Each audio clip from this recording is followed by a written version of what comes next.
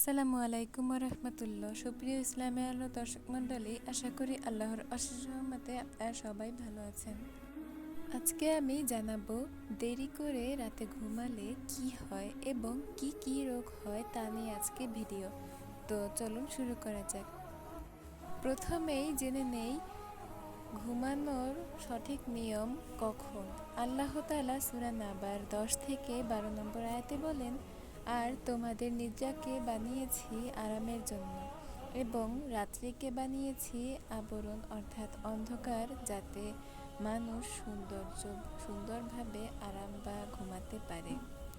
এবং মহান আল্লাহর দিনকে বানিয়েছি কর্মের জন্য, তাই দিনের বেলা কাজ করা এবং রাতে শরীরকে আরাম দেওয়া আমাদের কর্তব্য।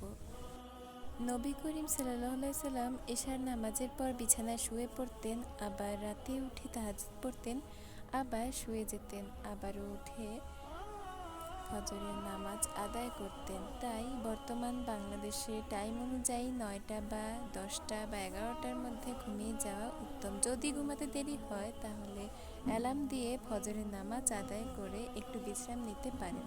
যদি স্টুডেন্টরা বিশেষ কোনো কাজে দেরি করে রাতে ঘুমাতে পারেন তাহলে কোনো সমস্যা নেই, কিন্তু প্রতিনিয়ত এভাবে ঘুমাবেন সেটা কিন্তু করা যাবে না। এবার জানবো দেরি করে ঘুমালে কি কি রোগ হয়। আমরা অনেকে রাত 1টা, 2টা বা 3টা অথবা 4টায়ও ঘুমিয়ে যাই রাতে। এটা কিন্তু শরীরের জন্য অনেক ক্ষতিকর। এতে কি কি ক্ষতি হয় এটা কিন্তু আমরা নিজেও জানি না। রাতে দেরি করে ঘুমালে যা যা হয়: 1 নম্বর, চোখের চারপাশে কালো দাগ হয়। 2 নম্বর, যৌন সমস্যা দেখা দেয়। 3 নম্বর, সুগার হবার সম্ভাবনা বাড়ে। 4 নম্বর, চুল পাকা বা চুল পড়া সমস্যা দেখা দেয়, তা আবার খুব কম বয়সেই। 5 নম্বর, হার্টের সমস্যা বেড়ে যায়। 6 নম্বর, ক্যান্সারের ঝুঁকি বাড়ে। 7 নম্বর, দেহের রোগ প্রতিরোধ ক্ষমতা নষ্ট করে দেয়।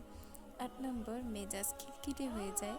9 নম্বর, মানসিক রোগ হওয়ার ঝুঁকি বাড়ে। 10 নম্বর, মাথা ব্যথার সমস্যা দেখা দেয়। 11 নম্বর, স্মৃতিশক্তি হ্রাস পায়।